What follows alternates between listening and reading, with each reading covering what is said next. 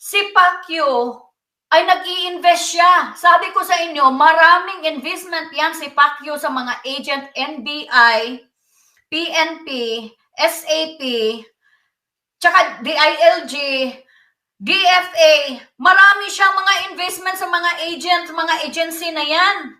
Kasi ako mismo nagbibigay ng mga envelope before. At that time po, siyempre si Pastor Kibuloy, kilala naman at isang philanthropo na tumutulong talaga. So, nag-courtesy call po yung aking Rektor. regional director. Opo. O, maaaring ano bang kailangan ninyo sa NBI? Ano bang maitutulong ko? So, tumulong yung tao.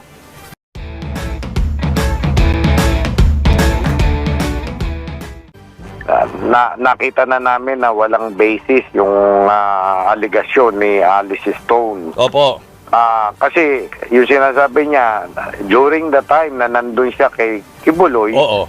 siya pa ang nag-aabot ng Pera. sobre Oo. doon sa regional director ko. Opo, opo.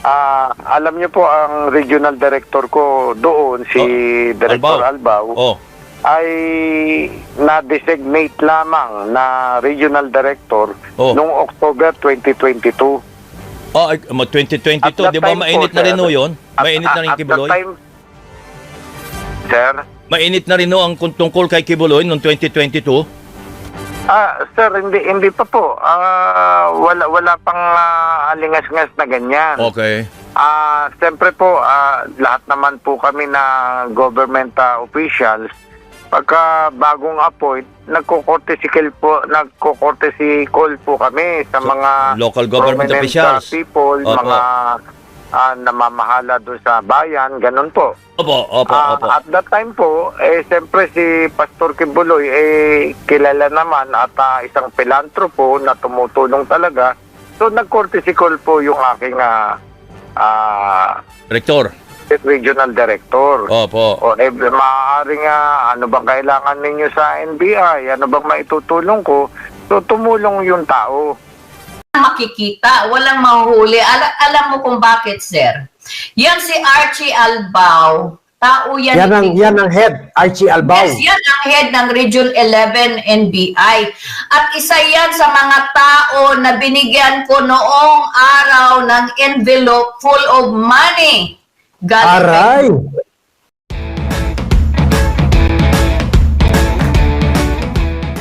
Hindi kami magkakilala. Hindi ko rin kilala si Pastor Kibuloy or any member of KOJC. Pangatlo, hindi rin ako member ng KOJC. Hindi niya ako kilala. I'm sure. Kasi wala man ako dito sa Davao naka-assign. And yung sinasabi niyang binibigyan niya ako ng pera, paano? Nasa US siya. Papadala niya sa bank account ko. Pero ang sabi niya kasi, sobre-sobre daw binibigay niya sa akin personally. Met ko siya sa isang parang incidentally sa isang event. Hindi niya ako kilalaman personally. Wala pong prior kasunduan or negotiation or arrangement. Wala pong gano'n na nangyayari. Ganon din po yung mga nakam. Hindi po tayo magkakilala. Minsan hindi po tayo nag-met. Nasa US ka po. Ako naman naka-assign sa iba't ibang lugar. Inyong samahan ay nagwatak-watak na rin. Sana po, huwag nyo na lang sirain yung aming... I've already conducted hindi pa formal, informal investigation, but I'm sorry to say na I still have the trust. Pinagkakatiwalaan ko pa rin ang aking regional director doon, si Director Albao. Still trust my regional director din doon na siya'y gumaganap lamang sa kanyang tungkulin. Hindi ako magkukonsinti ng mga maling wrongdoing. So yung accusation ni I'm sorry to Miss Stone, yung accusation niya walang basis. No, I still trust my men. Mag-iingat kayo ngayon. Mag-iingat kayo ngayon. Kayo yung nasa Facebook, nasa internet, nasira ng sira sa aking pangalan. Hindi ko na kayo papayagan. Sino man kayong grupo kayo, hahabulin ko kayo. Meron akong maraming kaibigan dyan sa NBI na pwede kayong tuntunin. Sige pa, pasimula na tayo. Gera ang gusto nyo, gera tayo. Spiritual battle gusto nyo, ganun ang gusto nyo, hindi nyo gusto ng kabutihan, niloloko pa ninyo. Nilay down ko ang kabutihan sa inyo, tapos nag-take advantage kayo, mga pobre kayo, mga prostitute kayo.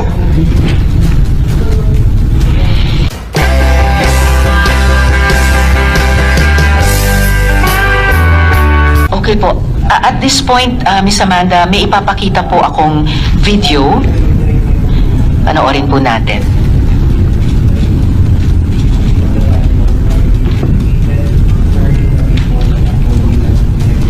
Mag-iingat kayo ngayon. Mag-iingat kayo ngayon. Kayo yung nasa Facebook, nasa internet, nasira ng sira sa aking pangalan. Hindi ko na kayo papayagan. Sino man kayong grupo kayo, hahabulin ko kayo. Meron akong maraming kaibigan dyan sa NBI na pwede kayong tuntunin. Sige pa, pasimula na tayo. Gera ang gusto nyo, gera tayo. Spiritual battle gusto nyo, ganun ang gusto nyo, hindi nyo gusto ng kabutihan, niloloko pa ninyo. Nilay down ko ang kabutihan sa inyo, tapos nag-take advantage kayo, mga pobre kayo, mga prostitute kayo. No, guys, babasahin natin yung statement ni Sir Jaime Santiago. Gusto kong basahin natin. I'm very disappointed, no? Anyway, babasahin natin. Sabi ni Director, very disappointing, guys. Sabi ni Jaime Santiago. Sabi niya na inamin niya na yung ginawa na raid nila Albao ay galing pala sa kanya yon. Plano pala niya yon. Guys, very disappointing. Ganyan pala magplano ngayon ang NBI na mag-raid. Punta kayo doon, 20 plus lang kayo, 23 people. Tapos siguraduhin nyo na wala kayong makita, ha?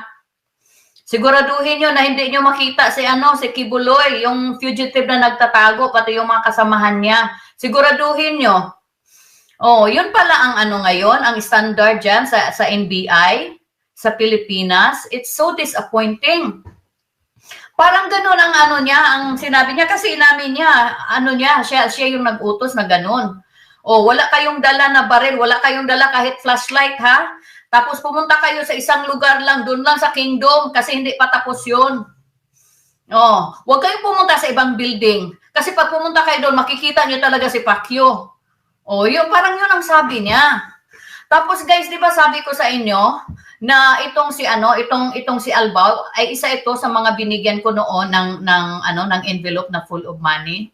Parang inamin din. Kinonfirm lang din ni Chief Santiago na okay lang daw na tumanggap ng money para sa NBI. Ganyan na ba ka-cheap? Ganyan ka-cheap, guys, ang NBI natin dyan sa Pilipinas, tumatanggap ng money from private citizen kasi wala silang, for what? Para sa kanilang para sa kanilang agency? Are you sure para sa kanilang agency yun? Or para sa kanilang mga bulsa? Hey guys, si Pacquiao ay nag-i-invest siya. Sabi ko sa inyo, maraming investment yan si Pacquiao sa mga agent NBI, PNP, SAP, tsaka DILG, DFA. Marami siyang mga investment sa mga agent, mga agency na yan. Kasi ako mismo nagbibigay ng mga envelope before. Oh, tapos inamin din lang, tapos okay lang daw. Okay lang. Oh, meron daw silang ginawang guys, investigation. Yun nga lang, hindi pa formal na investigation. Meron pa lang categories yung mag-investigate tayo diyan sa Pilipinas. May categories, may informal and may formal. And what constitute informal and informal investigation? Sir naman, anak ng teteng, yung aking kaspa nagsiliparan. I'm so disappointing, nakakaawa yung maliliit na tao. Kasi itong inaasahan natin na mga tao na niluklok dyan ng administrasyon, alam nyo, I trusted our administration. I trusted BBM's decision, you know? And I would like to support whoever sit on power because that's what I believe, no? Alam ko, we all have different opinions. No, hindi ako political na tao. I don't care who sits there. Whoever sits there, I want to support.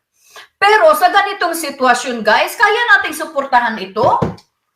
My goodness, para akong nangangati na hindi ko makamot yung kati sa katawan ko.